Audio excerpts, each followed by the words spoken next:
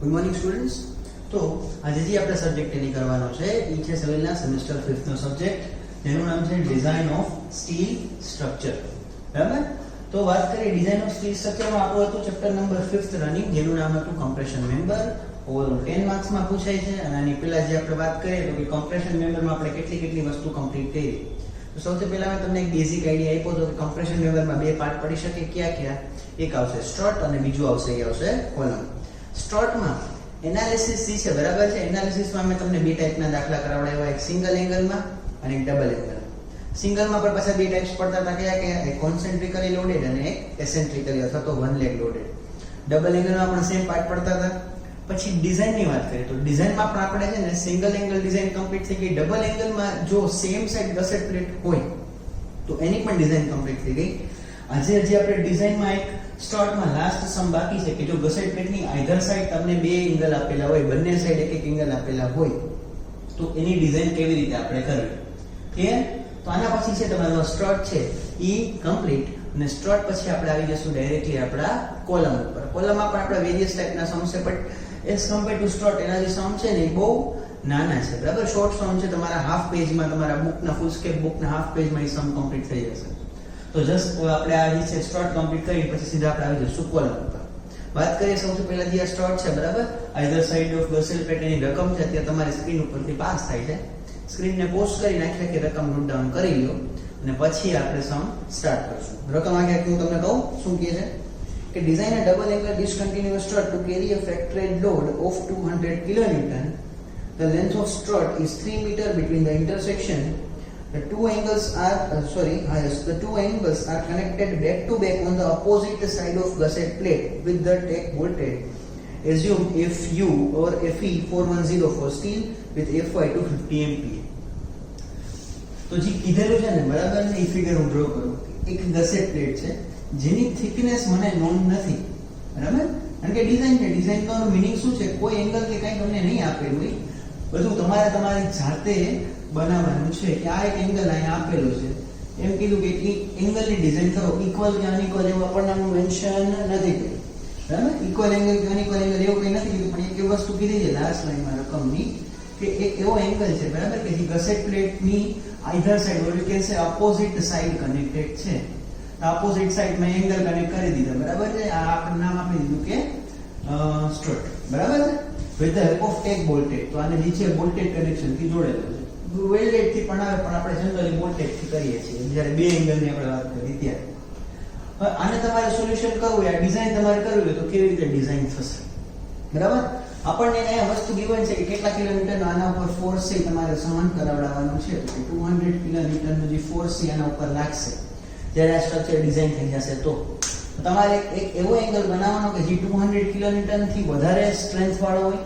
300 કિલોમીટરની આની સ્ટ્રેન્થ હશે બે એંગલની, ત્યારે 200 નો ફોર્સ ઈઝીલી લેશે. એની સ્ટ્રેન્થ જ 150 ની છે તો 200 કિલોમીટરના ફોર્સ સુધી તો એ પહોંચશે જ નહીં, એની પહેલા ફેલ થઈ જશે.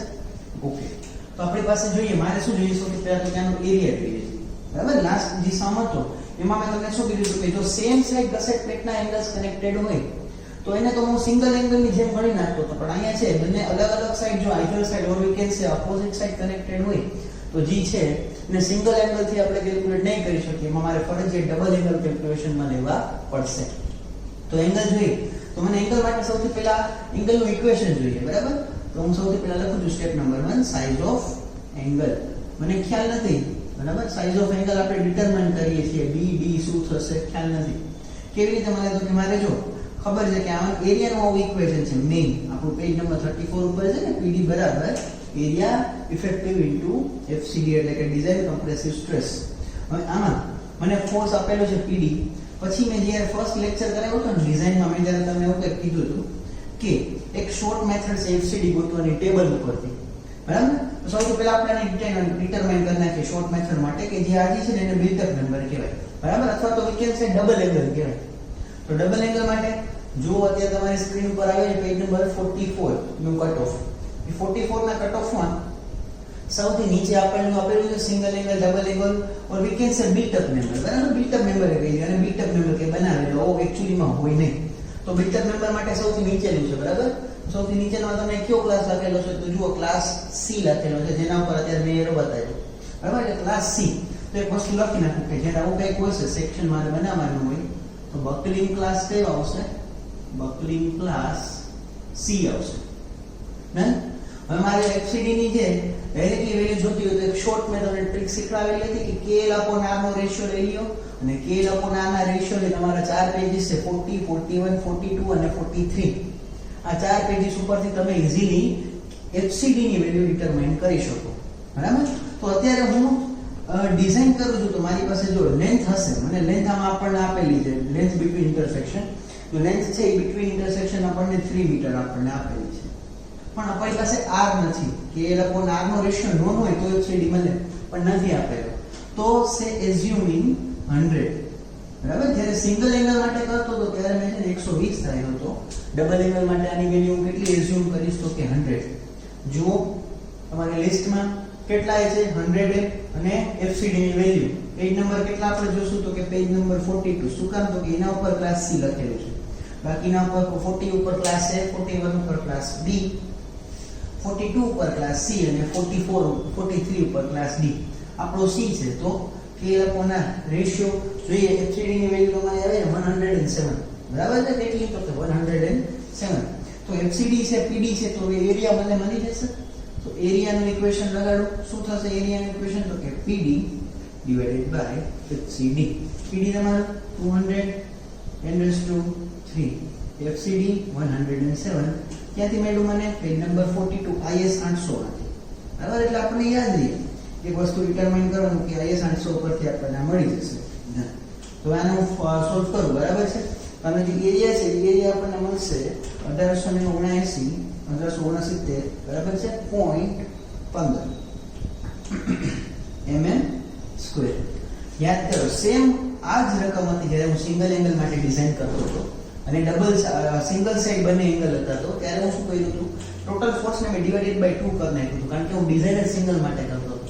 ને હું સિંગલ માટે ડિઝાઇન નથી કરતો, બેને ભેગા લીધા તો ફોર્સ મેં જેટલો આપ્યો હતો ને એટલો જ લીધો. તો આ મને એરિયા છે ને સિંગલ એંગલનો નથી મળ્યો, ડબલ એંગલનો એરિયા મળ્યો છે. બે એંગલ ભેગા કરું ત્યારે એનો એરિયા કેટલો થવો જોઈએ તો કે 1869.15. તો આ એરિયા ઉપરથી શું કરીશ તો કે મારે આવો ડબલ એંગલ ગોતવાનો છે. તો અત્યાર સુધી જે આપણે સિંગલ એંગલ જોતા હતા એ પેજીસ તો નહીં ચાલે. પેજીસ ટર્ન કરો, ફિગર જો હું તમને કહું એવી ફિગર તમને મળશે ડબલ એંગલ માટે. આવી કઈ ફિગર ગોતવાની છે. બરાબર? તમારા કેમાં તો કે સ્ટીલ ટેબલમાં આવી ફિગર મળે ત્યારે સ્ટોપ થઈ જાવ અને એમાં મારે જે ગોતવાનું છે ને એ આવું ગોતવાનું છે 18.69 સેન્ટીમીટર સ્ક્વેર કરતા વધારે એરિયા. એરિયાની કોલમ મારા ખ્યાલથી ચોથી છે, 4th નંબરની કોલમ. આવો જો મને કીધું નથી કે આમાં સિંગલમાં હું કયો એંગલ જઈશ, ઇક્વલ એંગલ કે અનઇક્વલ.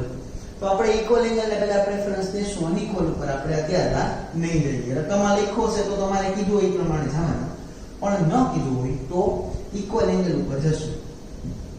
તો ઇક્વલ એંગલ ને આવો પેજ આવી ફિગર.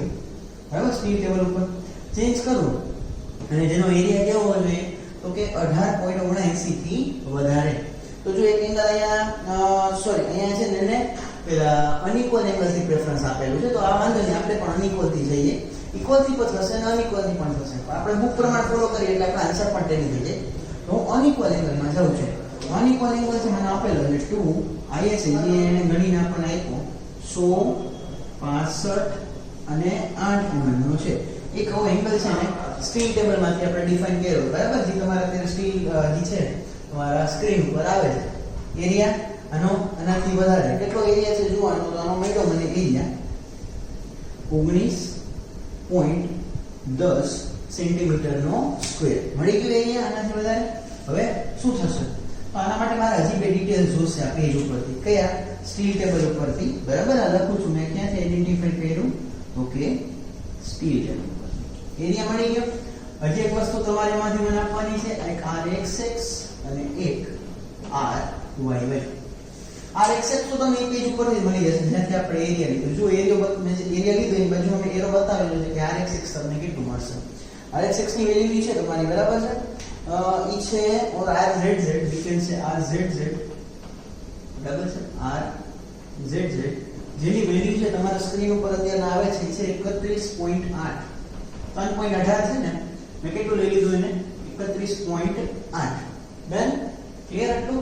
હવે RYY માટે તમારે કરવું પડશે P તે જ ચેન્જ બીજા પેજ ઉપર.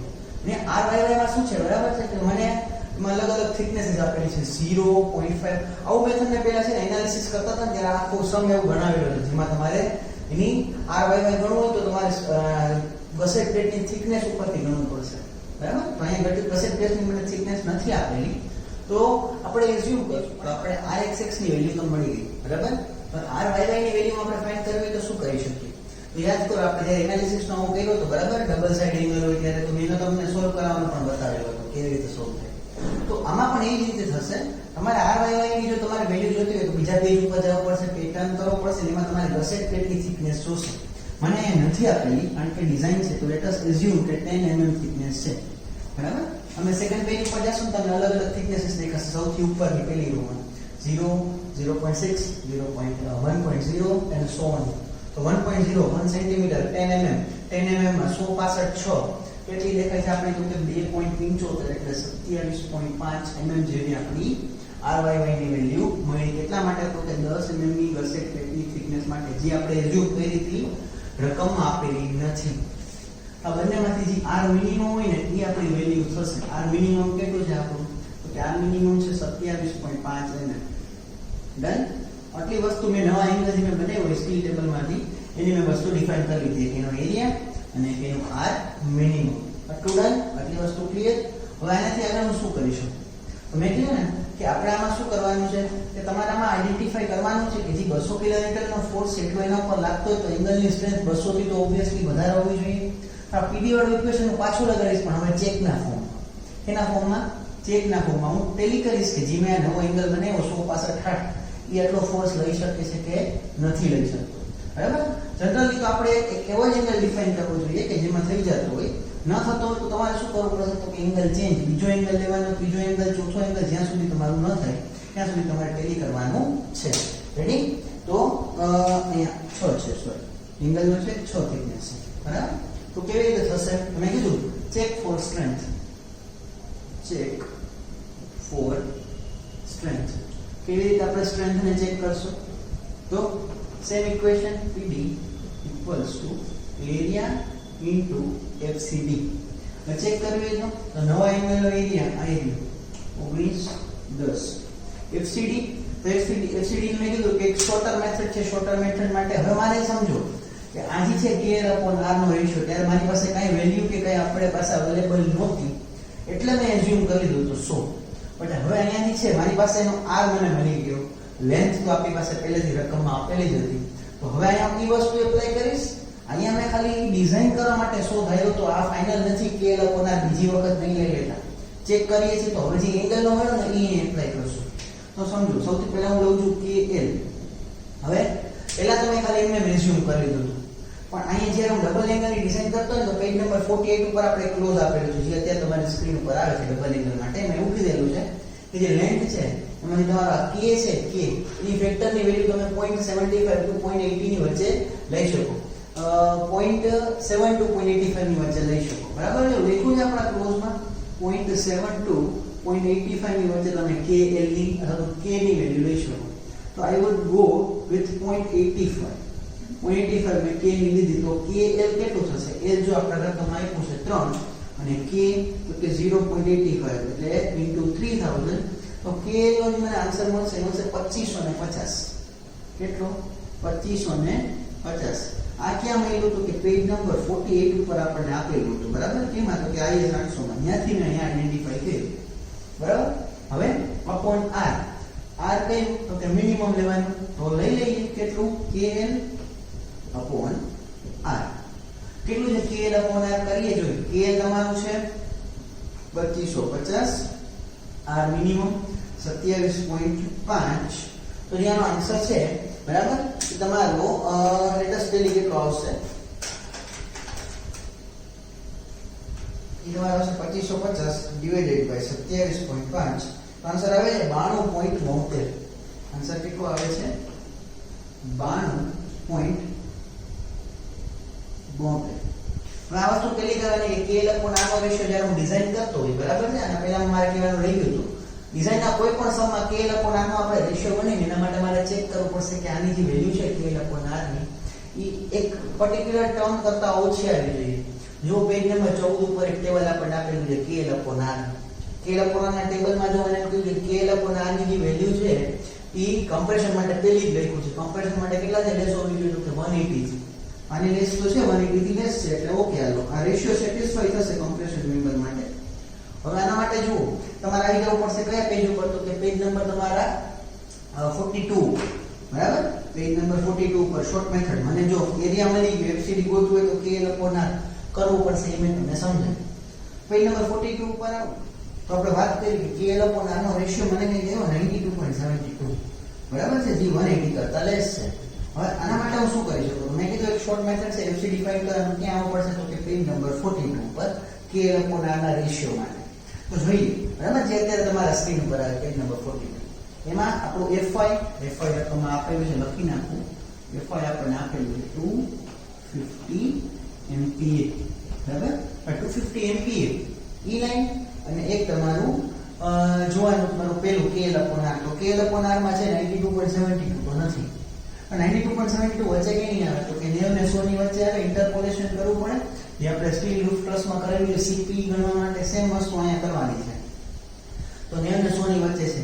90 ની કિંમત 250 માં તો 121 જેવી દેખાય છે અને 100 ની કિંમત છે 107 જેવી દેખાય છે. એ તો આપણે પહેલા જ ગણીને બતાવેલી હતી.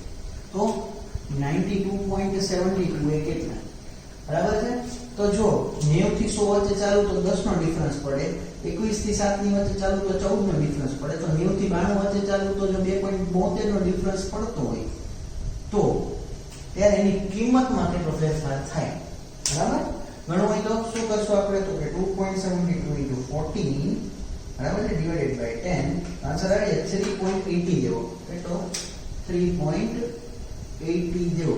હવે બે વસ્તુ થઈ શકે, કા આ વેલ્યુ પ્લસ થાય કા બાદ થાય. પ્લસ કરું તો 124 ઉપર આવ્યું છે તો આ રેન્જ ની બહાર નીકળી જાય તો ન ચાલે. એટલે મારે ફરજિયાત શું કરવું પડશે? અહીંયા -3.80 કરવું પડશે. તો 3.80 મારે 180 નું 1 માંથી બાદ કરી નાખું તો આન્સર આવે છે 117.2. જો આ કેલ્ક્યુલેશન આપણે કેના માટે કરતા હતા બધી? તો કે FCD નું કેલ્ક્યુલેશન કરવા માટે. તો FCD આપણને મળી ગયું. ડન. હવે જોઈએ સીધું મારે PD જોઈએ છે તો કે 1910 ગુણ્યા 117.2 આન્સર આવે છે મને 223.85 223.85 કિલોન્યુટન. which means કે આની સ્ટ્રેન્થ કેટલી છે? 223 કિલોન્યુટન ના ફોર્સ લેવાનો. તો તમે એના ઉપર 200 નો ફોર્સ લગાડશો તો એનું ફેલિયર થશે કે નહીં થાય? ઓકે નહીં થાય. which means કે જે તમે આ એંગલ બનાવ્યો એ ઓકે છે, એ તમે ડિઝાઇન કરી શકો અને તમે આગળ યુઝમાં પણ લઈ શકો. પણ 223 થી વધારાનો ફોર્સ એ એંગલ લઈ શકશે નહીં. આવડશે? કીધું ને મેં તમને સમ નાનો છે પણ થોડુંક છે. કેલ્ક્યુલેશન તમારે બે વાર કરવું પડશે. આ એક યાદ રાખજો KL upon R. અહીંયા મેં પહેલા છે ને સિમ્પલ એંગલ ડિઝાઇન કરવા માટે આ શોધાયું હતું. અહીંયા જે છે એ મને એંગલ મળી ગયો પછી એની ઉપરથી એક્ચ્યુઅલ ફાઇન્ડ કર્યું બરાબર ને. બેનું વેલ્યુમાં પણ ડિફરન્સ તમને જોવા મળશે, 100 નથી. આપણે ખાલી એઝ્યુમ કર્યું હતું બરાબર. તો એક એવો સેમ સમ અત્યારે તમારી સ્ક્રીન ઉપરથી પાસ થાય છે. તો સ્ટ્રટ છે આની સાથે સ્ટ્રટ એનાલિસિસ ને સ્ટ્રટ ડિઝાઇન કમ્પ્લીટ. હવે જે આપણે નેક્સ્ટ જોશું એ જોશું આપણે કોલમનું એનાલિસિસ, કોલમનું ડિઝાઇન. હવે કોલમમાં L સેક્શન નહીં આવે, એમાં તમને I આવશે, C આવશે બરાબર છે અને વેરિયસ સેક્શન્સ હજી જે બીજા આવશે એવું તમને જેમ જેમ સમ આગળ વધતા જશે બરાબર એમાં હું તમને કરાવતો જઈશ. તો આજના વિડિયો લેક્ચર માટે આપણે એટલું જ રાખીએ છીએ. Thank you.